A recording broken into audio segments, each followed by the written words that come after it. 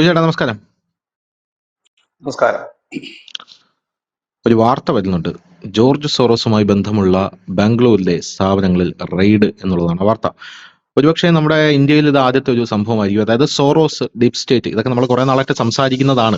പക്ഷേ ഈ ജോർജ് സോറോസുമായി ബന്ധപ്പെട്ടുള്ള ഒരു സ്ഥാപനത്തിൽ ഈ റെയ്ഡ് നടത്തുന്നത് ആദ്യമായിട്ടായിരിക്കും എന്നാണ് എനിക്ക് തോന്നുന്നത്. Subject to correction. ഫെമ പ്രകാരമുള്ള വിദേശ നാണ്യ വിനിമയ ചട്ടങ്ങളുടെ ലംഘനം സംബന്ധിച്ചുള്ള അന്വേഷണത്തിന്റെ ഭാഗമായിട്ടാണ് ഈ ജോർജ് സോറോസിന്റെ പിന്തുണയുള്ള ഓപ്പൺ സൊസൈറ്റി ഫൗണ്ടേഷന്റെ ബംഗളൂരുവിലെ സ്ഥാപനത്തിൽ എൻഫോഴ്സ്മെന്റ് ഡയറക്ടറേറ്റ് റെയ്ഡ് നടത്തിയത് എന്ന് നമുക്കറിയാൻ സാധിക്കുന്നു. അപ്പൊ ഇത് പറയുമ്പോൾ നമുക്ക് പ്രധാനമായും ഇതിന്റെ കൂടെ ചേർത്ത് വായിക്കേണ്ട വേറൊരു കാര്യം കൂടെ ഉണ്ട്. അതായത് നമ്മുടെ ഇന്ത്യയിലെ നരേന്ദ്രമോദിയുടെ തിരഞ്ഞെടുപ്പ് അട്ടിമറിക്കാൻ, അതായത് നരേന്ദ്രമോദി പ്രധാനമന്ത്രിയായിട്ട് വരാതിരിക്കാനായിട്ട് ഇത്ര ഫണ്ട്, അതായത് 184 കോടി രൂപ അമേരിക്കയിൽ നിന്ന് ഇങ്ങോട്ടേക്ക് വന്നു എന്ന് ഡൊണാൾഡ് ട്രംപ് തന്നെയാണ് പറഞ്ഞത്. പക്ഷെ അത് വന്നിരിക്കുന്നത് ബൈഡന്റെ കാലത്താണ് എന്നുള്ളതാണ് വേറൊരു കാര്യം. അപ്പോൾ ആ ഫണ്ട് ഡീപ് സ്റ്റേറ്റിന്റെ ഫണ്ടാണെന്നും ജോർജ് സോറോസിന് ആ ഫണ്ടുമായിട്ട് ബന്ധമുണ്ട് എന്നുള്ള പല വാർത്തകൾ നമ്മൾ തന്നെ കൊടുത്തതാണ്. അപ്പൊ അതുമായി ബന്ധപ്പെട്ട് ഇനിയുള്ള അപ്ഡേറ്റ്സ് വരും എന്ന് നമ്മൾ പറഞ്ഞിട്ടുണ്ടായിരുന്നു. അപ്പോൾ നമുക്ക് അതുമായി ബന്ധപ്പെട്ട ഒരു നടപടിയായിട്ട് ഈ റെയ്ഡിനെ നമുക്ക് വിലയിരുത്താൻ സാധിക്കുമോ? കാരണം ആ സമയത്ത് നമ്മൾ പറഞ്ഞതാണ്, വടക്ക് കിഴക്കൻ സംസ്ഥാനത്തിൽ അമേരിക്കയുടെ ഒരു പ്രതിനിധി വന്ന് താമസിച്ചിട്ടുണ്ട്. ഇലക്ഷൻ കഴിഞ്ഞ അടുത്ത ദിവസം അവർ പോവുകയും ചെയ്തു. അവർ ഒരു ഇന്ത്യൻ വംശജ കൂടെയാണ്. അപ്പോ അങ്ങനെയുള്ള ഒരു സാഹചര്യത്തിൽ അപ്പൊ അവർക്കെതിരെയും ഒരു നടപടി ഉണ്ടായേക്കും, അവർക്കെതിരെ ഒരു അന്വേഷണം വന്നേക്കും എന്നുള്ളതും നമ്മൾ പറഞ്ഞതാണ്. പക്ഷെ നമ്മൾ ആ സമയത്ത് ഒരുപാട് മുമ്പാണ് പറഞ്ഞത്. പക്ഷേ നരേന്ദ്രമോദി സർക്കാർ അത് ഇങ്ങനെ അന്വേഷിച്ചുകൊണ്ടേ ഇരിക്കുകയായിരുന്നു. പല കാര്യങ്ങളും അങ്ങനെയാണല്ലോ. അതായത് നമ്മളിപ്പോ സംസാരിക്കുന്ന പല കാര്യങ്ങളും എന്തുകൊണ്ട് ഈ സംഘടനയെ നിരോധിക്കുന്നില്ല എന്ന് ചോദിക്കുമ്പോഴേക്കും മോദി അവിടെ പണി തുടങ്ങിയാണ്. ഇപ്പൊ തന്നെ ഖലിസ്ഥാന്റെ വിഷയം എടുത്തു കഴിഞ്ഞാൽ തന്നെ നമ്മളിപ്പോ ഖലിസ്ഥാൻ, ഇപ്പൊ തുളസി ഗബ്ബാർഡും അജിത് ഡോവലും കഴിഞ്ഞ ദിവസം ഡൽഹിയിൽ വെച്ച് കൂടിക്കാഴ്ച നടത്തി കഴിഞ്ഞു. അതിനുശേഷം നരേന്ദ്രമോദിയുമായിട്ട് തുളസി ഗബ്ബാർഡ് കൂടിക്കാഴ്ച നടത്തി കഴിഞ്ഞു. അങ്ങനെ പലരുമായിട്ട് കൂടിക്കാഴ്ച അവർ നടത്തി കഴിഞ്ഞു.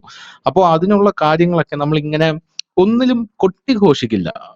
ഈ സർക്കാർ, കേന്ദ്ര സർക്കാർ ചെയ്യേണ്ട കാര്യങ്ങൾ മാത്രമേ ചെയ്യുള്ളൂ. ഈ പറഞ്ഞു നടക്കുന്ന ഒരു സംഭവം സർക്കാരിനില്ല എന്നുള്ളതാണ് വേറൊരു പ്രധാനപ്പെട്ട കാര്യം. അപ്പൊ അതുപോലെ ഈ റെയ്ഡ് നടന്നപ്പോഴും ഇത് വളരെ രഹസ്യാത്മകമായിട്ട് നടന്നൊരു റെയ്ഡാണെന്നാണ് നമ്മൾ അറിയുന്നത്. മാധ്യമങ്ങൾ പോലും അത് അറിഞ്ഞില്ല. റെയ്ഡ് നടന്നു കഴിഞ്ഞ് അവർക്ക് വേണ്ട കാര്യങ്ങളൊക്കെ അവർക്ക് ശേഖരിച്ച ശേഷം മാത്രമാണ് മാധ്യമങ്ങൾ ഈ വാർത്ത അറിഞ്ഞത് എന്നും നമുക്ക് മനസ്സിലാക്കാനായിട്ട് സാധിക്കുന്നു. അപ്പോൾ ഈ foreign exchange management act, FEMA പ്രകാരമുള്ള പരിശോധനകൾ ഈ OSF നടത്തുമ്പോൾ എന്താണ് നമ്മുടെ രാജ്യം ഉദ്ദേശിക്കുന്നത്?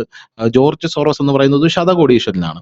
അദ്ദേഹത്തിനെ പൂട്ടുക എന്നുള്ളത് നമ്മുടെ രാജ്യം, അതായത് നമ്മുടെ രാജ്യത്തുള്ള മനുഷ്യനല്ല. അപ്പൊ നമ്മളെ കൊണ്ടത് കൂട്ടിയാൽ കൂടുമോ? എന്താ തോന്നുന്നത്?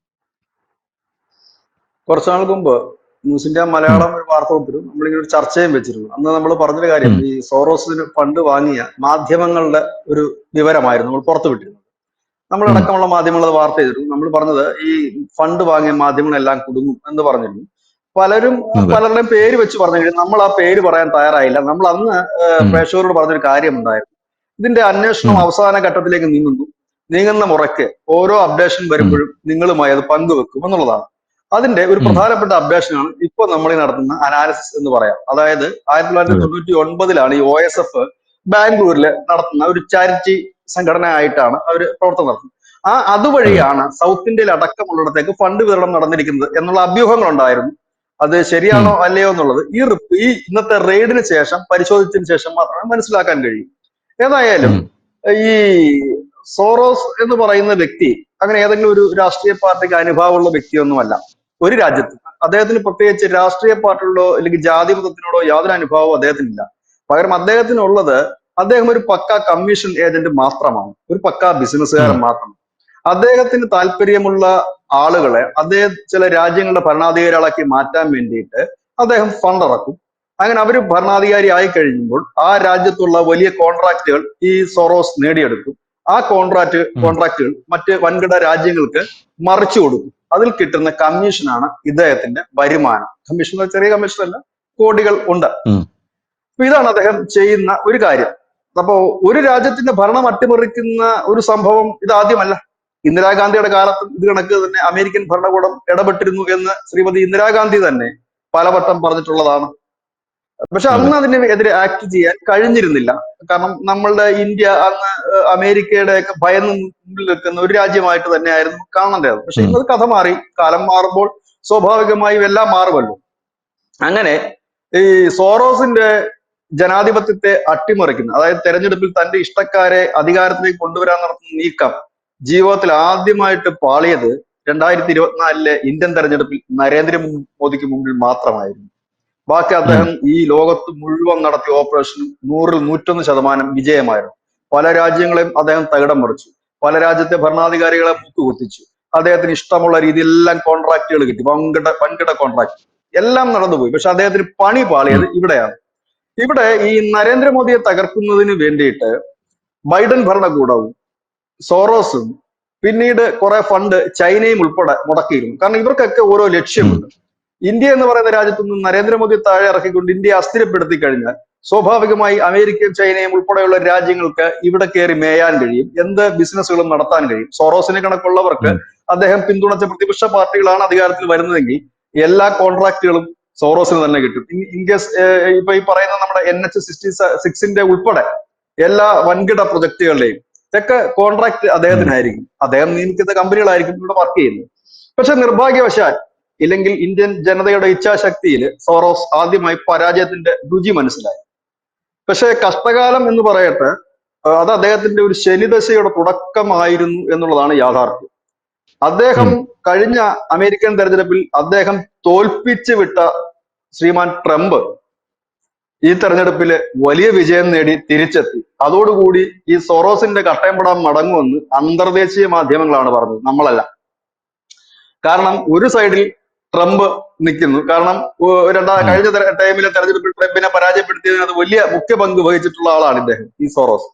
നരേന്ദ്രമോദി തോൽപ്പിക്കാൻ അപ്പൊ ഈ രണ്ട് പ്രബലന്മാരായ നേതാക്കളും പാറ പോലെ നിൽക്കുകയും സോറോസിന്റെ ഉം, തന്ത്രങ്ങൾ പൊളിഞ്ഞടുങ്ങുകയും ചെയ്തൊരു സാഹചര്യം. ഈ സാഹചര്യത്തിലേക്ക് ഏത് നിമിഷവും പണി കിട്ടും എന്നുള്ള കാര്യം ഡെഫിനറ്റ് ആയിരുന്നു. അതിന്റെ ഭാഗമായിട്ടാണ് USAID പോലെയുള്ള ഫണ്ടുകൾ അമേരിക്ക നിർത്തലാക്കുന്നു.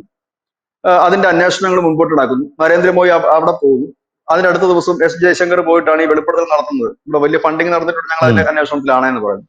ഇവിടെ ചരിത്രത്തിൽ ആദ്യമായിട്ട് ബാംഗ്ലൂര് സോറോസിന്റെ ഓഫീസുകൾ റെയ്ഡ് ചെയ്യുന്നു. മുൻപായിരുന്നെങ്കിൽ ബൈഡൻ ഉം, ഭരണകൂടത്തിന്റെ കാലത്തായിരുന്നെങ്കിൽ ഇത് ഇച്ചിരി പ്രയാസകരമായിരുന്നു. ഒരുപക്ഷെ ഇന്ത്യ ഉം, അമേരിക്കൻ ബന്ധം തന്നെ വഷളായേനെ. ഇവിടെ എന്ന് പറഞ്ഞു കഴിഞ്ഞാൽ ട്രംപിനും ഇതിനകത്തൊക്കെ വലിയ ഹാപ്പിയാണ്. കാരണം അദ്ദേഹം നോക്കിയിരിക്കുന്ന വില്ലനാണ് ഈ പറയുന്ന സോറോസ്. അത് എവിടുന്നെങ്കിലൊക്കെ പണി ഉം, കിട്ടുന്ന പുള്ളിയും ഹാപ്പിയാണ്. ഈ അവസരം നന്നായി ഇന്ത്യ മുതലെടുത്തു എന്ന് തന്നെ പറയേണ്ടി വരും. ഇനി നമുക്ക് ഇതിന്റെ അടുത്ത ഘട്ടത്തിലേക്ക് നമ്മൾ പോകുമ്പോൾ നമ്മൾ ഇനിയും ഇതേ വിഷയം തന്നെ നമ്മുടെ ന്യൂസ് ഇന്ത്യ മലയാളത്തിൽ തന്നെ നമ്മൾ ഒരു അനാലിസിസിന് ആക്കേണ്ടി വരും. ഉം, കാരണം ഈ ഫണ്ട് എവിടെയൊക്കെ പോയി എന്നുള്ളതാണ് ഇനി അടുത്ത ഘട്ടത്തിൽ വെളിപ്പെടാൻ പോകുന്നത്. അതായത് ഇന്ന് നടന്ന ഉം, റെയ്ഡ്, ആ റെയ്ഡ് ഈ റെയ്ഡ് നടത്തുന്ന ഊഹാപോഹങ്ങളുടെ അടിസ്ഥാനത്തിൽ ED ഒരിക്കലും റെയ്ഡ് നടത്താറില്ല. അവരതിന്റെ പ്രാഥമികമായ തെളിവുകൾ ശേഖരിച്ചതിന് ശേഷം മാത്രമാണ് ഏതൊരിടത്തും നടത്തുന്നത്. അപ്പോൾ സോറോസിന്റെ സ്ഥാപനങ്ങൾ റെയ്ഡ് നടത്തുമ്പോൾ അവർ പ്രാഥമികമായ വിവരങ്ങളെല്ലാം തന്നെ ശേഖരിച്ച് കഴിഞ്ഞു എന്ന് തന്നെ വേണം മനസ്സിലാക്കാൻ. ഉം, ലോകത്തെമ്പാടുമുള്ള തന്റെ ചാരിറ്റി സംഘടനകൾ വഴിയും മറ്റ് NGO-കൾ വഴിയുമൊക്കെയാണ് സോറോസ് പണം നൽകുന്നത്. പണമായിട്ട് മാത്രമല്ല നൽകുന്നത്, പാരിതോഷികങ്ങളും മറ്റു സമ്മാനങ്ങളും ഒക്കെ നൽകുന്നത് ഉം, ഇതേ രീതിയിലാണ്. അപ്പോൾ ഇതൊരു തുടക്കം മാത്രമാണ്. ഇതിനി അടുത്തത് വരാൻ പോകുന്നത് ഈ ഫണ്ട്, ഇതുവഴി വന്ന ഫണ്ട്, അതാണല്ലോ പ്രധാനം. ഇതുവഴി വന്ന ഫണ്ട് അതെ. എവിടെയൊക്കെ പോയി, അത് പോയി എന്ന് അറിയുമ്പോഴാണ് ഇന്ത്യയിൽ വലിയ ഭൂകമ്പം നടക്കുന്നത്. വലിയ ഭൂകമ്പമാണ് നടക്കാൻ പോകുന്നത്. കാരണം ഇതിനി അടുത്ത ഘട്ടം, ഈ ഫണ്ട് വന്നതിന്റെ റെയ്ഡാണ് ഇപ്പൊ നടന്നിരിക്കുന്നത്. ഈ വന്നിരിക്കുന്ന ഉം, പണം എവിടെ ചെലവഴിച്ചു, എന്തിനു ചെലവഴിച്ചു എന്നുള്ള അത് ടൈം എടുക്കും ഇച്ചിരി. അത് അല്പം ടൈം എടുക്കുന്ന കാര്യം തന്നെയാണ്. ഇത് എവിടെയൊക്കെ പോയി എന്നറിയാം. കാരണം ഇത് നേരിട്ട് പോകുന്നത് ഈ ഉം, ഇവരുടെ ഒന്നും പേരിലായിരിക്കില്ല. പകരം ഇവരിത് കൊടുക്കുന്ന അടുത്ത NGO-ക്കായിരിക്കും. ചിലപ്പോൾ പരിസ്ഥിതിയുടെ NGO ആയിരിക്കും. ഏതെങ്കിലും ഒരു വലിയ പ്രൊജക്ട് തകർക്കാൻ വേണ്ടി, ഇല്ലെങ്കിൽ അതിനെതിരെ സമരം ചെയ്യാൻ വേണ്ടി ഒരു NGO-ക്ക് കൊടുക്കും. പിന്നെ ഇതിനൊക്കെ ഉം, ഈ നരേന്ദ്രമോദിക്കെതിരെ വാർത്തകൾ ചമയ്ക്കുവാൻ വേണ്ടിയിട്ട് മാധ്യമങ്ങളുടെ സിൻഡിക്കേറ്റുകൾക്ക് നൽകും. ഇതൊക്കെ ഓരോ ട്രസ്റ്റുകൾ വഴിയോ മറ്റ് NGO-കൾ വഴിയോ ആയിരിക്കും കൊടുക്കുന്നത്. ഇനി അതിന്റെയൊക്കെ പേര് ഉം, വിവരങ്ങൾ പുറത്തു വരാനിരിക്കുന്നതേ ഉള്ളൂ. അതാണ് അന്ന് നമ്മൾ ചെയ്ത വാർത്തയിൽ നമ്മൾ പറഞ്ഞു, ഇതിന്റെ പേരുകളും മറ്റും നമുക്ക് ആധികാരികമായി കിട്ടുന്ന മുറയ്ക്ക് നമ്മൾ അറിയിക്കുമെന്ന്. ഏതായാലും നമ്മൾ ആ പറഞ്ഞ വാർത്തയുടെ ഫസ്റ്റ് സ്റ്റെപ്പ് തുടങ്ങിക്കഴിഞ്ഞിരിക്കുന്നു. അമേരിക്ക എന്നുള്ള ഫണ്ടിന്റെ ഡീറ്റെയിൽസ്, അമേരിക്ക ഫണ്ട് കൊടുത്തതിനെ കുറിച്ചുള്ള ഡീറ്റെയിൽസും കാര്യങ്ങളൊക്കെ ഡൊണാൾഡ് ട്രംപ് നരേന്ദ്രമോദിക്ക് നൽകി കഴിഞ്ഞിരിക്കുന്നു. ഇനി അടുത്തത് ഇന്ത്യയിൽ ഈ ഫണ്ട് എത്തണമല്ലോ, എത്തിക്കഴിഞ്ഞിട്ടുണ്ടാവുമല്ലോ. ആ ഫണ്ട് എങ്ങോട്ടാണ് പോയതെന്നുള്ളതിന്റെ അന്വേഷണം നടക്കുന്നതിന്റെ ഒരു പ്രധാനപ്പെട്ട ടേണിംഗ് പോയിന്റ് ആണ് ഇന്ന് നടന്ന ഈ OSF കമ്പനി, അതായത് സൊറോസിന്റെ ആ കമ്പനിയിൽ റെയ്ഡ് നടന്നിരിക്കുന്നു എന്നുള്ളത്. ഒരുപക്ഷെ സൊറോസിന്റെ ജീവിതത്തിൽ തന്നെ ഏറ്റവും ഒരു വലിയ തിരിച്ചടിയായിരിക്കും. ഇന്ത്യയിൽ അയാൾ ഒരിക്കലും പ്രതീക്ഷിച്ചില്ല. പക്ഷെ പല രാജ്യങ്ങളിലും ഇവിടെ കമ്പനികൾ പൂട്ടിക്കിട്ടിട്ടുണ്ട്. പക്ഷെ ഇതിന്റെ പ്രശ്നം എന്ന് വെച്ചാല് ഇദ്ദേഹത്തിന്റെ ഈ ചാരിറ്റി സംഘടനകളൊന്നും പൂർണ്ണമായി പൂട്ടിക്കെട്ടാൻ കഴിയാറില്ല പലയിടത്തും. കാരണം ഒരു ഉം, സംഘടനയല്ല, ഉം, പല പേരുകളിൽ പല സംഘടനയാണ്. അത് ചിലത് ഈ ജീവകാരുണ്യ സംഘടനകളുണ്ട്, പരിസ്ഥിതി സംഘടനകളുണ്ട്, പിന്നെ ഹോസ്പിറ്റൽ ഇതിന് വേണ്ടിയിട്ടുള്ളതുണ്ട്, രോഗികളെ ചികിത്സിക്കുന്ന സംഘടന, അങ്ങനെ പല പേരിലാണ് ഈ സംഘടനകൾ പ്രവർത്തിക്കുന്നത്. അല്ലാതെ ഒരൊറ്റ ഫണ്ടിങ് അല്ല ഇതിനകത്ത്. ഇതെന്ന് പറഞ്ഞു കഴിഞ്ഞാല് ഇപ്പൊ ഞാൻ രോഗികളെ, പാലിയേറ്റീവ് കെയർ സെന്ററുകൾക്ക് മാത്രം സഹായിക്കുന്ന ഒരു NGO ആണ് എന്റേത്. ഇതിന്റെ മറവിൽ തന്നെയാണ് ഞാൻ മറ്റു പണികളും ചെയ്യുന്നത്. ഇത് കൂടാതെ അപ്പുറത്ത് ക്യാൻസർ പേഷ്യന്റിന് വേണ്ടിയിട്ടുള്ള NGO കാണും, പരിസ്ഥിതിക്ക് വേണ്ടിയിട്ടുള്ള NGO കാണും, വളർത്തു മൃഗങ്ങൾക്ക് വേണ്ടിയിട്ടുള്ളത് കാണും, തെരുവ് മൃഗങ്ങൾക്ക് വേണ്ടിയിട്ടുള്ളത് കാണും, പക്ഷികൾക്കും പറവകൾക്കും എല്ലാത്തിനും വേണ്ടിയിട്ടുള്ളത് കാണും. ഇങ്ങനെയുള്ള 33ഓളം സംഘടനകൾ അദ്ദേഹത്തിനുണ്ട്. അദ്ദേഹത്തിന്റെ നേതൃത്വത്തിൽ പലയിടത്തായി രൂപീകരിച്ച സംഘടനകളുണ്ട്. ഇതിനകത്തൊക്കെ പ്രവർത്തിക്കുന്നത് ഓരോ സ്ഥലത്തെ ആക്ടിവിസ്റ്റുകളും ബുദ്ധിജീവികളും ഒക്കെയാണ്. ഇവർക്കൊരു ശമ്പളവും കാര്യങ്ങളും ഒക്കെ ഉണ്ട്. ഇതേ രീതിയിലാണ് ഇത് പ്രവർത്തിക്കുന്നത്. അപ്പം ഇതിനെ പൂർണ്ണമായി, കാരണം ഇത് ഒന്നും ഇതിനോട് ബന്ധപ്പെടാതെ നിൽക്കുന്ന സംഘടനകളാണ്. അതായത് ഒരു കുടക്കീഴ് സംഘടനകളല്ല. ഒന്ന് പരിസ്ഥിതിയുമായിട്ടാണെങ്കിൽ അത് വേറൊരു സ്ട്രക്ചർ, വേറൊരു ഭരണഘടന, വേറൊരു രീതിയിലാണ് അത് വെക്കുന്നത്. അപ്പൊ അതിന് ഒരു ഹെഡ് ആയിട്ടുള്ള സംഘടനയാണ്, അതിനെ കണക്ട് ചെയ്തിട്ടാണ് അത് പോകുന്നത്. ഇത് പോകുന്നു. ഇതിന്റെ എല്ലാം തലപ്പത്ത് ഈ കടൽക്കിഴവനാണ് ഇരിക്കുന്നത്. 94 വയസ്സുണ്ട്, ഇദ്ദേഹമാണ് ഇരിക്കുന്നത്. ഇദ്ദേഹത്തിന്റെ മകൻ ഇപ്പൊ ഇറങ്ങിയിട്ടുണ്ട് കളിയും കൊണ്ട്. ഇദ്ദേഹത്തിന്റെ മകനാണ് കുറച്ചാൾക്ക് മുമ്പ് ബംഗ്ലാദേശിൽ പോയിരുന്നു. അവിടുത്തെ കാര്യങ്ങളൊക്കെ അവിടെ പൈസ കൊടുക്കും. ആ ബംഗ്ലാദേശിൽ പോയതിന്റെ അടുത്ത ദിവസമാണെന്ന് തോന്നുന്നു ട്രംപ് പറഞ്ഞത് ഞങ്ങൾ USA ഒക്കെ നിർത്തിക്കളയാൻ പോവാണ്. പിന്നെ അദ്ദേഹത്തിന്റെ പോക്കൊന്നും നമ്മൾ പിന്നെ കണ്ടില്ല അങ്ങോട്ടേക്ക്. ഇപ്പൊ യുനെസ് ചെയ്തിരിക്കുന്നത് ചൈനയിലേക്ക് പോകാൻ പോകുന്നു എന്ന് പറയുന്നത്. ഷീ ജിൻപിങ്ങിനെ കാണുമെന്നാണ് പറയുന്നത്. ചൈന ഇനിയിപ്പോ ബംഗ്ലാദേശിൽ പൈസ മുടക്കുമോ എന്നറിയില്ല. കാരണം ഇപ്പൊ തന്നെ അവർ മുടക്കിയിടത്തൊക്കെ ഇപ്പൊ പൊള്ളി കിടക്കുന്നുണ്ട്, കൈകൊള്ളിയ ഒരു അവസ്ഥ നിൽക്കുന്നുണ്ട്. ഇനി ഒരുപക്ഷെ അവിടെ മുടക്കുമോ എന്നറിയില്ല. ഏതായാലും ഇത് ഒരു ചുവടുവെപ്പാണ്. അധികം വൈകാതെ തന്നെ നമുക്ക് ഒരിക്കൽ കൂടി ഇതേ വിഷയം തന്നെ ചർച്ച ചെയ്യേണ്ടതായിട്ട് വരും. അന്ന് നമ്മൾ ചർച്ച ചെയ്യപ്പെടുന്നത് ഈ ഫണ്ട് ഇന്ത്യയിൽ ആരൊക്കെയാണ് വാങ്ങിച്ചത്, അവര് എന്തൊക്കെ പ്രവർത്തികളാണ് ചെയ്തതെന്ന്. അതിൽ മാധ്യമങ്ങൾ വരും, മാധ്യമ പ്രവർത്തകരും വരും. ഈ സോറോസുമായിട്ട് ബന്ധപ്പെട്ട് നമ്മൾ സംസാരിക്കുമ്പോൾ ഈ അമേരിക്കയിലെ ജോ ബൈഡൻ സർക്കാർ സോറോസിന്റെ ഒരു കളിപ്പാവയായിരുന്നു. ജോ ബൈഡൻ എന്ന് പറയുന്നത് അമേരിക്കയിലെ ഒരു മൻമോഹൻ സിംഗ് ആയിരുന്നു എന്നൊക്കെ നമ്മൾ പറഞ്ഞിട്ടുണ്ട്. അപ്പൊ അവരാണ് അവിടെ നിന്ന് ഇങ്ങോട്ടേക്ക് നരേന്ദ്രമോദി അട്ടിമറിക്കാനായിട്ട് ഒരു ഇന്ത്യൻ വംശജയെ ഇങ്ങോട്ടേക്ക് അയച്ചത് എന്നും നമ്മൾ ആ സമയത്ത് ഡിസ്കസ് ചെയ്ത ഒരു വിഷയമായിരുന്നു. അപ്പോ അവരിവിടെ വന്നിട്ട് ഇത്രയും കാര്യങ്ങൾ ഇവിടെ ഇലക്ഷനുമായി ബന്ധപ്പെട്ട് ഈ ഫണ്ട് വിതരണം അത് ഏകോപിപ്പിക്കുക, വടക്ക് കിഴക്ക് സംസ്ഥാനങ്ങളിൽ പോവുക, അങ്ങനെയൊക്കെ പല കാര്യങ്ങൾ ചെയ്തിട്ട് അവർ തിരിച്ചു പോവുകയും ചെയ്ത ഒരു സാഹചര്യം ഉണ്ടായി. അപ്പോൾ ഉയർന്ന പ്രധാനപ്പെട്ട ഒരു വിമർശനം, ഇങ്ങനൊരു സ്ത്രീ ഇവിടെ വന്നിട്ട് എന്തുകൊണ്ട് നമ്മുടെ സർക്കാരിന് ആ സമയത്തൊന്നും ചെയ്യാനായിട്ട് സാധിച്ചില്ല എന്നുള്ളതായിരുന്നു. ആ വിമർശനത്തിൽ ഒരു കഴമ്പില്ലേ? അല്ല, ഇതിപ്പോ നമ്മള് പറയുന്നത് ഇപ്പോ ഒരു NGOയുടെ, ഇപ്പൊ ലോകപ്രശസ്തമായ ഒരു NGOയുടെ തലപ്പത്തിരിക്കുന്ന ഒരാളെ ഇവിടെ വരുന്നതിന് ചില നിയമങ്ങളുണ്ട്. അവരുടെ വിസ അവർക്ക് അനുവദിക്കുന്നതിനും ഒരു നിയമമാണ്. അത് ലീഗലി ആയിട്ട് അവർ വിസ എടുത്താണ് ഇവിടെ വരുന്നത്. ഇവിടെ വന്നിട്ട് അവർ ചില ആളുകളെ കാണുന്നു, ചില ആളുകളുമായി സംസാരിക്കുന്നു. ആ സംസാരിക്കുന്ന ആളുകളല്ല ഒരുപക്ഷെ ഈ പ്രശ്നങ്ങൾ ഉണ്ടാകുന്നത്. ഇപ്പൊ ഞാനിപ്പോ ധനുഷിനെ കണ്ട് സംസാരിക്കുന്നു, ധനുഷ് എന്നെ വന്ന് കാണുന്നു, ഞാൻ നിങ്ങൾക്ക് ചാരിറ്റി ചെയ്യാമെന്ന് പറയും, നിങ്ങളുടെ ഇതിലൊക്കെ വന്നു പോകും. പക്ഷെ ഇതിന്റെ മറ പറ്റിക്കൊണ്ട് അപ്പുറത്ത് മറ്റൊരു പ്രവർത്തനം നടക്കുന്നുണ്ട് എന്നുള്ളതാണ് അതിന് വേണ്ടിയിട്ടുള്ള കാര്യം. ഇവിടെ ഈ മണിപ്പൂർ ഇഷ്യൂ ഉണ്ടായതും ഇതിന്റെ പേരിലായിരുന്നു എന്നാണ് പറയുന്നത്. അതായത് നരേന്ദ്രമോദിയെ ലോകത്തെമ്പാടും നാണം കെടുത്താനും ഇമേജ് തകർക്കുവാനും വേണ്ടിയിട്ട് രൂപപ്പെടുത്തിയ ഒന്നായിരുന്നു മണിപ്പൂർ ഇഷ്യൂസ്. അതിനുവേണ്ടി കളിച്ച് ഒരു രാജ്യമാണ് ഈ പറഞ്ഞ സ്ത്രീ ഉൾപ്പെടെ വന്നിരിക്കുന്ന ഇത്. അവിടെയാണ് നമ്മൾ ക്രിസ്തു രാജ്യം സ്ഥാപിക്കാൻ ഒരു നീക്കം നടക്കുന്നു എന്ന് നമ്മൾ മുമ്പ് റിപ്പോർട്ട് ചെയ്തിരുന്നു. ക്രിസ്തു രാജ്യം അതെല്ലാം അതിന്റെ ഭാഗമായിട്ടായിരുന്നു. ആ ഇമേജ് അന്തർദേശീയ തലത്തില് നരേന്ദ്രമോദിയുടെ ഇമേജ് തകർക്കുക എന്നുള്ളതായിരുന്നു ലക്ഷ്യം. പക്ഷെ എന്തായാലും ഇവരുടെ കണക്കൂട്ടലെല്ലാം പാളി എന്നുള്ളതാണ് ഒരു യാഥാർത്ഥ്യം. ഇന്നലെ ഞാനൊരു വീഡിയോ യാദൃശ്ചികമായി കാണുകയുണ്ടായി. മണിപ്പൂരിൽ നിന്നുള്ള വീഡിയോ ആണ്. അവിടെ ഈ സ്ത്രീകളെ ഇറക്കിയിട്ടാണല്ലോ കൂടുതലും പരിപാടി നടത്തുന്നത്. പോലീസിനെ തടയുന്നാലും പട്ടാളത്തെ തടയുന്നാലും ഈ സ്ത്രീകളെ റോഡിൽ കിടത്തിക്കൊണ്ട് ഈ പട്ടാള വാഹനങ്ങൾ തടയുന്ന ഒരു വീഡിയോ ആയിരുന്നു. വളരെ മനോഹരമായ ഒരു വീഡിയോ. പട്ടാളം ഒന്നും നോക്കാതെ വളരെ സ്പീഡിൽ പാഞ്ഞു വരികയാണ്. ഇനി ഇവരുടെ ദേഹത്തോടാണെങ്കിൽ ഞങ്ങൾ കയറ്റിക്കൊണ്ട് പോകുന്ന രീതി വന്നപ്പോൾ ഈ സ്ത്രീകൾ എഴുതി ഓടുന്ന ഒരു കാഴ്ച നമ്മൾ കണ്ടതാണ്. അപ്പോ ഇത് കിടന്ന സ്ത്രീകളാണ്. ആ പട്ടാള വണ്ടി അടുത്തെത്തിയപ്പോഴേക്കും എല്ലാം കൂടെ ഏണിച്ചൊരൊറ്റ ഓട്ടമായിരുന്നു. ഓട്ടോ അത് അവർ നിർത്തുന്നില്ല. അവർ ഹോണടിച്ച് ചീറിപ്പാഞ്ഞു വരികയാണ്. ഇവർ എഴുന്നേറ്റില്ലെങ്കിൽ കയറ്റി വിടും എന്നുള്ള രീതിയിൽ തന്നെ. അപ്പൊ എന്തുകൊണ്ടാണ് ഈ ധൈര്യം ഇപ്പോൾ കേന്ദ്ര സർക്കാരിന് കിട്ടിയതെന്ന് ചോദിച്ചു കഴിഞ്ഞാൽ, മൂന്നാമത് നരേന്ദ്രമോദി തിരിച്ചു വരികയും ശക്തമാവുകയും ചെയ്തതോടുകൂടിയാണ് സംഭവിച്ചത്. അതുപോലെ തന്നെ ബൈഡന്റെ താല്പര്യമല്ല ട്രംപിനുള്ള താല്പര്യം. ട്രംപിന്റെ ആ താല്പര്യങ്ങൾ മറ്റൊന്നാണ്. ട്രംപിന് ആ അമേരിക്ക എന്ന് പറയുന്ന രാജ്യത്തിന്റെ ബിസിനസ് താല്പര്യം മാത്രമാണുള്ളത്.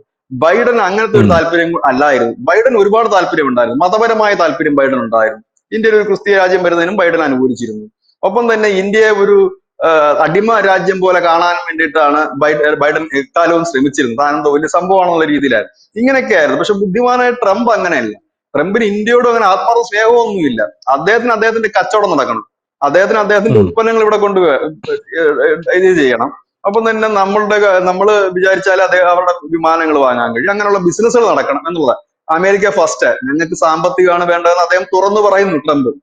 അതിനുവേണ്ടി ഞാൻ ഇത് കളിക്കും, മറ്റേ മോഹൻലാൽ പറഞ്ഞ ഞാൻ എന്ത് തറക്കളിയും കളിക്കും ഇതിനു വേണ്ടിയിട്ട് എന്ന് പറയുന്നതൊക്കെ ട്രംപ് ആ നിലയിൽ നിൽക്കുന്നതാണ്. അദ്ദേഹത്തിന് അല്ലാതെ ഈ മതരാജ്യം സ്ഥാപിക്കണമെന്നൊന്നും ഒരു ആഗ്രഹം ഉള്ളതായിട്ട് നമുക്ക് തോന്നിയിട്ടില്ല. അല്ല, കാരണം വേറൊരു കാര്യം കച്ചവടമാണ് മെയിൻ. വേറൊരു വിമർശനം ഇതിനകത്ത് ഉയർന്നു വരുന്ന വിഷയം, അതായത് നമ്മുടെ നാട്ടിൽ ഒരുപാട് NGOs ഉണ്ട്. ഇപ്പൊ നരേന്ദ്രമോദി ഈ നിയമങ്ങളൊക്കെ കൂടുതൽ ശക്തമാക്കിയതോടുകൂടി ഈ ചാരിറ്റി ചെയ്യുന്ന NGOസിന് ഒരുപാട് പണം ചാരിറ്റിയുടെ പേരിൽ ഇങ്ങോട്ടേക്ക് വരാറുണ്ട്. അപ്പൊ അങ്ങനെയാണ് ഈ പണമെല്ലാം ഇങ്ങോട്ടേക്ക് എത്തുന്നതെന്ന് നമുക്ക് എല്ലാവർക്കും അറിയാം. കൂടുതലും ഇപ്പോൾ നമ്മുടെ നാട്ടിൽ NGOസിന് പണം വരുന്നത് ചാരിറ്റിയുടെ പേരിലാണ്. അങ്ങനെ ചാരിറ്റിയുടെ പേരിൽ പണം വരുന്നു. ഈവൻ നമ്മുടെ UPA സർക്കാരിലെ കോൺഗ്രസിലെ സോണിയാഗാന്ധിക്കും രാഹുൽ ഗാന്ധിക്കും പ്രിയങ്ക ഗാന്ധിക്കും അടക്കം ഒരുപാട് NGOs വഴി അനധികൃതമായി പണം ലഭിക്കുന്നുണ്ട് എന്നുള്ള ആരോപണങ്ങളുണ്ട്. അപ്പൊ സോറോസിനെ പോലൊരു വ്യക്തി യുടെ പണം ഈ NGOയിലേക്ക് വരുന്നുണ്ട്, എന്താ OSF അതിലേക്ക് വരുന്നുണ്ട് എന്ന് അറിഞ്ഞിട്ട് പോലും, അപ്പൊ ഇത്ര ഗുരുതരമായിട്ടുള്ള ഒരു സംഭവം ഉണ്ടായിട്ട് പോലും നമ്മൾ എന്തിനാണ് അവിടെ റെയ്ഡ് ചെയ്യാൻ നിൽക്കുന്നത് എന്നാണ് എന്റെ ചോദ്യം. ആ നിരോധിക്കാത്തത് എന്താണ്? ആ NGOയെ എത്രയോ NGOയെ നരേന്ദ്രമോദി സർക്കാർ നിരോധിച്ചു, ആയിരക്കണക്കിന് 10,000-കണക്കിന് NGO നിരോധിച്ചു എന്ന് ഞാൻ കേട്ടിട്ടുണ്ട്. അപ്പൊ ഈ ഒരു സംഘടന ഇത് വളരെ ഗുരുതരമായിട്ടുള്ള ഒരു ഫണ്ട് കൈപ്പറ്റുന്ന സംഘടനയാണ്. ഒറ്റയടിക്ക് എന്തുകൊണ്ടാണ് നിരോധിക്കാൻ സർക്കാരിന് ബുദ്ധിമുട്ട്? അങ്ങനെ നിരോധിക്കാത്തത് എന്തുകൊണ്ടാണ്? അത് ഇന്ത്യയിൽ രൂപം കൊണ്ട NGO അല്ല ഇതൊന്നും. ഇതിന്റെയൊക്കെ ആസ്ഥാനങ്ങള് അമേരിക്ക, മറ്റു രാജ്യങ്ങളിലൊക്കെയാണ് രൂപപ്പെടുന്നത്. അവരിവിടെ കൊണ്ട് അതിന്റെ ബ്രാഞ്ചാണ് തുടങ്ങിയിരിക്കുന്നത്. ഇതിനകത്ത് നമ്മുടെ ഇന്ത്യയിലുള്ള പല NGOകളുടെ ഹെഡ് ഓഫീസ് ഇവിടെയല്ല.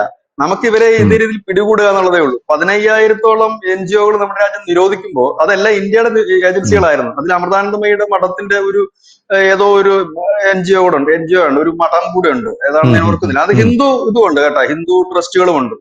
അതൊക്കെ ഇതങ്ങനെയല്ല. ഇത് സ്വിറ്റ്സർലൻഡില്, നെതർലൻഡില് അവിടെയൊക്കെ രജിസ്റ്റർ ചെയ്തിട്ടുള്ള സംഘടനകളുടെ ബ്രാഞ്ചസ് ആണ് ഈ വർക്ക് ചെയ്യുന്നത് ബാംഗ്ലൂരൊക്കെ. അതായത് ഇവിടത്തെ രജിസ്റ്റർ ചെയ്തിട്ടുള്ള NGOകളല്ല. ഇവിടെ രജിസ്റ്റർ ചെയ്തിട്ടുള്ള NGOകളെയാണ് നമുക്ക് നിരോധിക്കാൻ കഴിയുകയെങ്കിൽ ഇത് നമുക്ക് കാര്യങ്ങൾ സഹിതം പിടികൂടിയിട്ട്, കാരണം ഇവർക്ക് വിദേശ നാണ്യ ചട്ട ലംഘനം, ഫെമ ചട്ടലംഘനം നടത്തുമ്പോഴാണല്ലോ നമ്മൾ ഇവരെ പിടികൂടുന്നത്. ഇപ്പൊ ആ ഫെമ ചട്ടലംഘനം പിന്നെ വേറൊരു കാര്യങ്ങളുണ്ട്. ഒരു ഇന്റർനാഷണൽ തലത്തിൽ നിന്ന് വരുന്ന NGOയെ വളരെ പെട്ടെന്ന് നമുക്ക് ബാൻ ചെയ്യുക പ്രയാസകരമായ ഒരു കാര്യം കൂടിയാണ്. അതിന് ചില നയതന്ത്ര ബന്ധങ്ങളുടെ പ്രശ്നം കൂടിയുണ്ട്. ഈ ബൈഡൻ ഇരുന്ന സമയം കൊണ്ടായിരിക്കാം ഒരുപക്ഷെ ഈ സോറോസിന്റെ അതിലേക്ക് കടുത്ത നടപടിയിലേക്ക് ഇന്ത്യ പോകാതിരുന്നത്. ഏതായാലും ഇനിയിപ്പോ അതിന്റെ ആവശ്യമില്ലല്ലോ. അതുകൊണ്ട് തന്നെ അത് തന്നെയല്ല, തിരഞ്ഞെടുപ്പ് കഴിയുമ്പോൾ അമിത്ഷാ തന്നെ തുറന്നു പറഞ്ഞിരുന്നു ഇതേ രീതിയിൽ പ്രവർത്തിച്ചത് ഇവിടുത്തെ വലതുപക്ഷ മാധ്യമങ്ങളെ തകർക്കുവാനും പകരം ഈ പ്രതിപക്ഷത്തെ അനുകൂലിക്കുന്ന മാധ്യമങ്ങളെയും ഒപ്പം ഈ തീവ്ര ഇസ്ലാമിസ്റ്റ് മാധ്യമങ്ങളെയും പ്രോത്സാഹിപ്പിച്ചുകൊണ്ട് തെരഞ്ഞെടുപ്പിൽ വലിയ രീതിയിൽ പ്രചരണം അഴിച്ചുവിട്ടവർക്കെതിരെ തങ്ങൾ നടപടിയെടുക്കും. കാരണം ഇന്ത്യൻ ജനാധിപത്യത്തെ അട്ടിമറിക്കാൻ ശ്രമിച്ചവർക്ക് ഞങ്ങൾ വെറുതെ വിടില്ലെന്ന് പറഞ്ഞിരുന്നു. അതിന്റെ ഒരു കാഴ്ചയാണ് നമ്മൾ കാണാൻ കഴിയുന്നത്. നമ്മൾ ഇന്റർനാഷണൽ NGOകൾ വഴി ഇവിടേക്ക് ഫണ്ട് എത്തുന്നത് നമ്മൾ ബ്ലോക്ക് ചെയ്ത് കഴിഞ്ഞിരിക്കുന്നു. 10-15,000 NGOയുടെ, എന്നിട്ടും ചില NGOകൾക്ക് വരുന്നുണ്ട്. ഇപ്പൊ കേരളത്തിൽ ഉള്ള ചില സഭകൾക്കായാലും ചില ഹിന്ദു ട്രസ്റ്റുകൾക്കായാലും ഒക്കെ നരേന്ദ്രമോദിയോടുള്ള ഒരു കരിപ്പിന്റെ പ്രധാന കാരണം എന്തെന്ന് ചോദിച്ചു കഴിഞ്ഞാൽ ഈ ഫെമ നിയമപ്രകാരം ഇവരുടെ പുറത്തുനിന്നുള്ള ഫണ്ട് പുള്ളി നിർത്തിക്കളഞ്ഞു. ഇതാണ് ഈ നരേന്ദ്രമോദിയോട് ബേസിക്കിലുള്ള കരിപ്പ്, അല്ലാതെ വേറെ കരിപ്പുകളൊന്നും തന്നെ ഇല്ല. അപ്പം അതുപോലെ തന്നെയാണ് ഇതെന്ന് പറഞ്ഞാൽ അവിടെ ഉള്ളൊരു സംഘടനയാണ്, ബ്രാഞ്ചാണ് ഇവിടെ. അതിനെ പൂട്ടിക്കെട്ടുക എന്നുള്ളത് തന്നെയാണ്. അധികം വൈകത്തില്ല, എനിക്ക് തോന്നുന്നു ഒന്നോ രണ്ടോ ദിവസത്തിനകം നമുക്ക് അറിയാൻ പറ്റും ഈ സോറോസിന്റെ ഇന്ത്യയിലുള്ള ഈ ഓഫീസ് പൂട്ടും എന്നുള്ള കാര്യം ഡെഫിനറ്റ് ആണ്. അത് യാതൊരു ഡൗട്ടും ഉള്ള കാര്യമല്ലത്. ഇന്നോ നാളെ ഒക്കെ സീൽ ചെയ്യാനുള്ള സാധ്യത കൂടുതലാണ്. അതാണെങ്കിൽ വലിയൊരു വാർത്തയായിരിക്കും അത്. ഇതിനോടനുബന്ധിച്ച് മറ്റ് ചാരിറ്റികൾ ഉണ്ടാവും, മറ്റ് NGOകൾ ഉണ്ടാകണം, അല്ലെങ്കിൽ മറ്റ് സ്ഥാപനങ്ങൾ ഉണ്ടാകണം ഇദ്ദേഹത്തിന്റെ. ഞാൻ നേരത്തെ പറഞ്ഞ കണക്ക് ഒരു ഗ്രൂപ്പിന് കീഴിലല്ല ഇതൊന്നും വരുന്നത്. ഒരിടത്ത് തെരുവ് നായ്ക്കളെ സംരക്ഷിക്കുന്നത്, ഇല്ലെങ്കിൽ പേ പിടിച്ച നായ്ക്കളെ സംരക്ഷിക്കുന്ന ഒരു സംഘടന. ഇവർക്കൊക്കെ എവിടുന്നാണ് ഈ ഫണ്ടെന്നും കൂടെ നമ്മൾ ആലോചിക്കേണ്ടത്. ഒരാൾക്ക് ചുമ്മാതെ തലയ്ക്ക് വല്ല കുഴപ്പമുണ്ടോ? ചെന്നൈയിലോ അല്ലെങ്കിൽ കൽക്കട്ടയിലോ കിടക്കുന്ന ഒരു തെരുവ് നായ്ക്ക് എന്തെങ്കിലും സംഭവിച്ചു കഴിയുമ്പോൾ, ഇല്ലെങ്കിൽ തെരുവ് നായ ഒരു കുട്ടിയെ കടിക്കുന്നു, അവിടുത്തെ ആ കുട്ടി തിരിച്ച് അതിനെ കല്ലെറിയോ എല്ലാം ചെയ്യുമ്പോൾ അത് ഫ്ലൈറ്റ് പിടിച്ച് അവിടെ പോകാനും വലിയ കോലാഹലം ഉണ്ടാക്കാനും ഒക്കെ ഉള്ള പണം ആരാ കൊടുക്കുന്നത്? എന്തായാലും സ്വന്തം കയ്യിലെ പോക്കറ്റ് പൈസ ഇട്ടിട്ട് ഹിമാചൽ പ്രദേശിൽ പോകാനുള്ള ഈ സമ്പന്നന്മാരും ഒന്നും അല്ലല്ലോ അവിടെ ഉള്ളത്. അവിടെ ചെല്ലുന്നത് ആരാണ്? അതിസമ്പന്നന്മാരും അല്ല ചെല്ലുന്നത്. അവിടെ ചെന്നവരെയൊക്കെ നമുക്കറിയാം. ഇതുപോലുള്ള NGOകൾ അനവധിയുണ്ട്. അതായത് രാജ്യത്തിന്റെ വികസന പ്രവർത്തനങ്ങൾ തുരങ്കം വെക്കുക എന്നുള്ളതാണ് NGOകളുടെ ഒരു പ്രധാന ലക്ഷ്യം തന്നെ. അതായത് നമ്മുടെ കേരളത്തിൽ തന്നെ എത്രയോ ചെറുകിട ജലസേചന പദ്ധതികൾ ഉണ്ടായിരുന്നു. ആ പദ്ധതികളെ മുഴുവൻ തുരങ്കം വെക്കുന്നത് ആരാണ്? ഇവിടുത്തെ NGOകളാണ്. വിഴിഞ്ഞം പദ്ധതി തുരങ്കം വെക്കാൻ ശ്രമിക്കും. പിണറായി വിജയന്റെ ഒരു ഇച്ഛാശക്തിയുടെ കൊണ്ട് അതിനെ തടയിടാൻ കഴിയും. കേന്ദ്രവും പിണറായിയും കൂടെ ഒന്നിച്ച് നിന്നുകൊണ്ടാണ് അത് തടയിടാൻ കഴിയും. ഈ ദേശീയപാത വികസനം എന്താ ഇത്ര നീണ്ടുപോകാൻ കാരണം? സ്ഥലമെടുപ്പുമായി ബന്ധപ്പെട്ട് NGO-കൾ നടത്തിയ ശക്തമായ സമരങ്ങളാണ് ഇത്ര തടഞ്ഞെടുത്തത്. ഗെയിൽ പദ്ധതി എന്തുകൊണ്ടായിരുന്നു ഇങ്ങനെ? അങ്ങനെ നമ്മുടെ ഓരോ പദ്ധതിക്കും വിഘാതം സൃഷ്ടിച്ചുകൊണ്ട് ഇന്നിപ്പോ എന്താണ് NGO-കളൊന്നും എങ്ങും ഉയർന്നു വരാത്തത്? ഇപ്പൊ എന്തൊക്കെയോ പ്രശ്നങ്ങൾ നമ്മുടെ ഇപ്പം ഈ ആണവ നിലയങ്ങൾ കൂടുതലായി വരുന്നു നമ്മുടെ രാജ്യത്ത്. അതിനെതിരെ കമാന്നൊരക്ഷരം ഒരു NGO-യും പറയുന്നത് നമ്മൾ കേട്ടില്ലല്ലോ. ഒരാളും നമ്മൾ പറയുന്നത് കേട്ടില്ല. ഇപ്പൊ ഒരാൾക്കും അനക്കമില്ല. ഇപ്പൊ NGO-കൾക്ക് അനക്കമില്ല. എന്താ കാര്യം? അനങ്ങാനായിട്ട് തുട്ട് വേണം. തുട്ടില്ലാതായി കഴിഞ്ഞപ്പോ അനക്കമില്ല. ഇപ്പൊ പട്ടികളെ കുറിച്ച് മിണ്ടുന്നില്ല, പൂച്ചകളെ കുറിച്ച് മിണ്ടുന്നില്ല, മഴ പെയ്യുന്നതിനെ കുറിച്ച് മിണ്ടുന്നില്ല, കർഷകരുടെ മറ്റു പ്രശ്നങ്ങളെ കുറിച്ച് മിണ്ടുന്നില്ല. ഇവിടെ എന്തൊക്കെ NGO ആയിരുന്നു ഈ രാജ്യത്തുണ്ടായിരുന്നത്? മനുഷ്യാവകാശ സംഘടനകൾ എന്താ ഇപ്പൊ ഇല്ലാത്തത്? ലക്ഷക്കണക്കിന് മനുഷ്യാവകാശ സംഘടനയായിരുന്നു. തുമ്മിയ മനുഷ്യാവകാശം, വേറെന്തെങ്കിലും ഉറങ്ങിയ മനുഷ്യാവകാശം, ഇന്നൊരു മനുഷ്യാവകാശ സംഘടനകളും ഇല്ല. ഇതിന്റെയൊക്കെ മറവിൽ നടന്നിരുന്നത് ഇവിടുത്തെ പോലീസ് നിർവീര്യമാക്കുക, അവരുടെ മനോവീര്യം തകർക്കുക, ലോ ആൻഡ് ഓർഡർ തകർക്കുക. അതിനാണ് ഈ മനുഷ്യാവകാശ സംഘടനകളെ വെച്ച്. അതിനകത്തൊക്കെ അർബൻ നക്സലുകൾ ഉൾപ്പെടെയുള്ളവരുണ്ടായിരുന്നു. ഇപ്പോഴും അവർ പ്രവർത്തിക്കുന്നുണ്ട്, ശക്തമല്ല എന്നേ ഉള്ളൂ. ഒപ്പം തന്നെ പരിസ്ഥിതിയുടെ പേര് പറഞ്ഞുകൊണ്ട് വികസന പ്രവർത്തനങ്ങളെ തടയിടാൻ ശ്രമിക്കുക. ഒപ്പം തന്നെ ഈ വ്യാജ വാർത്തകൾ സൃഷ്ടിച്ചുകൊണ്ട് മാധ്യമങ്ങൾ ജനങ്ങൾക്കിടയിലേക്ക് അനിശ്ചിതാവസ്ഥ സൃഷ്ടിക്കുക. ഇങ്ങനെയൊക്കെയുള്ള രീതിയിൽ ഒരു രാജ്യത്തെ പാടെ തകർക്കുക എന്നുള്ളതായിരുന്നു ഇവരുടെ ലക്ഷ്യം. ഇതിനായിട്ട് ഇവർക്ക് ഒരുപാട് വഴികൾ തുറന്നു കിട്ടി. കോവിഡ് സമയത്ത് ഇവർ നന്നായി പ്രവർത്തിച്ചു. അപ്പോഴാണ് പറഞ്ഞത് ലക്ഷക്കണക്കിന് പേർ മരിച്ചു, ഗംഗയിലൂടെ ശവം ഒഴുകി നടക്കുന്നു, അവിടെ ഓക്സിജൻ ഇല്ല, ഇവിടെ ഓക്സിജൻ ഇല്ല, ഒരുപാട് പേർ മരിച്ചു, അതാണ് ഇതാണെന്ന് പറഞ്ഞു. വാക്സിന്റെ പേരിൽ വാക്സിൻ എടുക്കരുത് എന്ന് പറഞ്ഞ് വരുത്തിയിട്ടുണ്ട് NGO-കള്. അത് വന്ധ്യംകരണത്തിന് ഇടയാക്കുമെന്ന് പറഞ്ഞ് വരുത്തിയിട്ടുണ്ട്. എന്തൊക്കെ കാര്യങ്ങളിലൂടെയാണ് ഇവർ ഈ രാജ്യത്തെ പിന്നോട്ടെടുപ്പിക്കാൻ ഈ NGO-കൾ ശ്രമിച്ചത്. പക്ഷെ ഇന്ന് NGO-കളുടെ എണ്ണം വളരെ കുറഞ്ഞിരിക്കുന്നു. പേരിനും മരുന്നിനും പോലും ഒരു NGO ഇല്ലാത്ത അവസ്ഥയിൽ വന്നിരിക്കുന്നു. ഇന്ന് NGO-യുടെ പണി എടുക്കുന്നത്, അല്പമെങ്കിലും എടുക്കുന്നത് മാധ്യമങ്ങളാണ്. ഒരുപിടി മാധ്യമങ്ങൾ ഇന്ന് ഇന്ത്യയില് ഈ രാജ്യത്തെ ശിഥിലമാക്കാനുള്ള പ്രവർത്തനങ്ങളിൽ മുഴുകിയിരിക്കുന്നു, പ്രവർത്തിക്കുന്നു എന്നുള്ള കാര്യത്തിൽ യാതൊരു ഡൗട്ടും ഇല്ലാത്ത കാര്യങ്ങളാണ്. അതിനും തടയിടുന്നതിന് വേണ്ടിയിട്ട് എനിക്ക് തോന്നുന്നു ജൂണോട് കൂടി തന്നെ സോഷ്യൽ മീഡിയ അക്കൗണ്ടുകൾ കുറച്ചുകൂടി സ്ട്രിക്റ്റ് ആകുന്നു, ലൈസൻസ് സമ്പ്രദായത്തിലേക്ക് പോവുകയാണ്. അങ്ങനെ ഒരു സ്ട്രിക്റ്റ് ആയ സമ്പ്രദായത്തിലേക്ക് പോകുമ്പോൾ അതിനും ഒരു തടയിടാൻ കഴിയും. ഇതിനെയൊന്നും ഫാസിസം എന്നല്ല പറയേണ്ടത്. ഒരു കുടുംബമാകുമ്പോൾ കെട്ടുറപ്പ് വേണം. അതിനൊരു അടച്ചു മൂടി വെക്കാൻ ഒരു വാതിലെങ്കിലും ഉണ്ടാകണം. വാതിലും ജനലും സർവ്വതും തുറന്നിട്ട് കൊടുത്ത് ഈ രാജ്യത്തെ ഈ പരുവത്തിലാക്കി എന്നുള്ളതാണ് ഇതുവരെ ഭരിച്ചിരുന്നവരുടെ ഒരു കുഴപ്പം. ഇപ്പം ഈ നരേന്ദ്രമോദി വന്നപ്പോൾ അതിനൊരു കൊളുത്തും വാതിലും കൂടെ പിടിപ്പിച്ചു എന്നുള്ളതാണ്. കാരണം വരുന്നവനും പോകുന്നവനും കയറി നിറങ്ങാനുള്ളതല്ലല്ലോ. എല്ലാം ഒന്ന് ക്ലിയർ ചെയ്യണം. ഇപ്പൊ ഈ സോഷ്യൽ മീഡിയയെ നിയന്ത്രിക്കുന്ന നിയമങ്ങൾ അത് ഈ ലോകമെമ്പാടുമുള്ള പ്രധാനപ്പെട്ട രാജ്യങ്ങളെല്ലാം ഉണ്ട്. ഗൾഫ് രാജ്യങ്ങൾ നമ്മൾ എപ്പോഴും പറയുന്നതാണ്. അവിടെ ഇരുന്നുകൊണ്ട് ഈ വൃത്തികേടുകൾ കാണിക്കാൻ പറ്റും അവിടുത്തെ ഭരണാധികാരികൾക്കെതിരായിട്ട്, ഇല്ലെങ്കിൽ അവിടുത്തെ രാജ്യത്തിനെതിരെ കുത്തിത്തിരിപ്പ് ഉണ്ടാക്കാൻ പറ്റും. നമ്മുടെ അടുത്ത് നടക്കുന്ന രാജ്യങ്ങളാണ് ഈ പറയുന്നത്. എന്തിനാണ് പാകിസ്ഥാനിൽ പറ്റത്തില്ല? അവിടെ അവർ നിയമം കൊണ്ടുവന്നു കഴിഞ്ഞു. നമ്മൾ തന്നെയാണ് ആ വാർത്ത ചെയ്തത്. എത്രയോ പേരെ പിടിച്ചവർ അകത്തിട്ട് കഴിഞ്ഞു. അമേരിക്കയിൽ പറ്റും, ഒരു രാജ്യത്തും പറ്റത്തില്ല. ഇന്ത്യയിൽ അത് കൊണ്ടുവരുമ്പോൾ ഇവിടെ എന്തെങ്കിലും ഒരു പുതിയ, കാരണം ഇവർക്ക് പരിചിതമല്ല. പുതിയ നിയമങ്ങൾ കൊണ്ടുവരുമ്പോൾ ഉടനെ പറയുന്നത് ഫാസിസമാണ് എന്നാണ്. ഞാൻ പറയുന്നത് ഇത് ഫാസിസമാണെങ്കിൽ എന്നെ പോലുള്ള അല്ലെങ്കിൽ രാജ്യത്തെ ബഹുഭൂരിപക്ഷം പേർക്ക് ഇത് ഇഷ്ടപ്പെടുന്ന ഒന്നാണ്. ഇതാണ് ഫാസിസം എങ്കിൽ ഇതിനെ ഞങ്ങൾ സ്നേഹിക്കുന്നു എന്നേ പറയാൻ കഴിയൂ. കാരണം ഒരു നിയമം വേണ്ട, ഒരു വെളിവും വെള്ളിയാഴ്ച ഇല്ലാതെ ജനം ഇങ്ങനെ ഒഴുകി നടന്നാൽ മതി, എന്തും ചെയ്യാം, എന്തും പറയാം. ഇപ്പൊ എന്താ പഴയതുപോലെ ആരും വലിയ രീതിയിൽ രാജ്യത്തിനെതിരെ പറയാത്തത്? വലിയ രീതിയിൽ കുത്തിത്തിരിപ്പ് ഉണ്ടാക്കാത്തതിന്റെ കാര്യം എന്താണ്? ഇപ്പൊ ഉണ്ടാക്കാൻ 24 മണിക്കൂറിനകം അകത്തു പോകും എന്നുള്ള സ്ഥിതിയാണ് ഈ രാജ്യത്തുള്ളത്. അതുകൊണ്ടാണ്. ഇല്ലായിരുന്നെങ്കിൽ എന്റെ ദൈവമേ ഇവിടെ കിടന്ന് അഴിഞ്ഞാടി ഇനി കാണിക്കാനൊന്നുമില്ലായിരുന്നു. പോപ്പുലർ ഫ്രണ്ടിലൂടെ പോയി കഴിഞ്ഞപ്പോഴത്തേന് ആ ഒരു അഴിഞ്ഞാട്ടം തീർന്നു. കാരണം ഒരു സിസ്റ്റമാറ്റിക് ആയിട്ട് ഒരു രാജ്യത്തിന് ഒരു നിയമമുണ്ട്, ഭരണഘടനയുണ്ട്. അതനുസരിച്ച് മുമ്പോട്ട് പോകാതെ കടന്ന് അഴിഞ്ഞാടാൻ കഴിയുമോ? ലോകത്ത് ഏതെങ്കിലും രാജ്യമുണ്ടോ തോന്നുന്ന പോലെ ജീവിക്കാൻ, അഴിഞ്ഞാടാനും? എന്നിട്ടും പറയുന്നത് സ്വാതന്ത്ര്യം ഇല്ലെന്നാണ് പറയുന്നത്. ഇവിടെ എന്തിന്റെ സ്വാതന്ത്ര്യത്തിനാണ് കുറവുണ്ടായത്? സ്വാതന്ത്ര്യം ഏറ്റവും കൂടുതലുള്ള ഒരു രാജ്യം ഇന്ത്യ ആണെന്ന് തന്നെ പറയേണ്ടി വരും. മാധ്യമ സ്വാതന്ത്ര്യം ഇത്രത്തോളം ഉള്ള ഒരു രാജ്യം വേറെങ്ങുമില്ല. ഇൻഡെക്സ് നോക്കണ്ട, അത് വിട്ടേക്ക്. ഇൻഡെക്സിന്റെ ഒക്കെ കഥ നമുക്കറിയാം, ബംഗ്ലാദേശിന്റെ ഒക്കെ കഥ പറഞ്ഞു. ഇൻഡെക്സിന്റെ കഥയല്ല ഞാൻ പറഞ്ഞു. നമുക്ക് നരേന്ദ്രമോദിയെ വിമർശിക്കാം, പിണറായിയെ വിമർശിക്കാം, തെറ്റുകളും കുറ്റങ്ങളും ചൂണ്ടിക്കാണിക്കാം. പക്ഷേ രാജ്യവിരുദ്ധ പ്രവർത്തനത്തിന് കുഴലൂതി കഴിഞ്ഞാൽ അത് പണിഷ്മെന്റ് ചെയ്യേണ്ട കാര്യം തന്നെയാണ്. ഇവിടുത്തെ ചില വിഘടനവാദി സംഘടനകളെ പ്രോത്സാഹിപ്പിക്കുക, വിഘടനവാദത്തിന് വിത്തും വളവും നൽകുക, അതിനെ എന്തായാലും തടയിടേണ്ട കാര്യം തന്നെയാണ്. അതിന്റെ ഒരു പടിയായിട്ട് കാണാം. താങ്ക് യു ബിജു ചേട്ടാ, താങ്ക് യു സോ മച്ച്.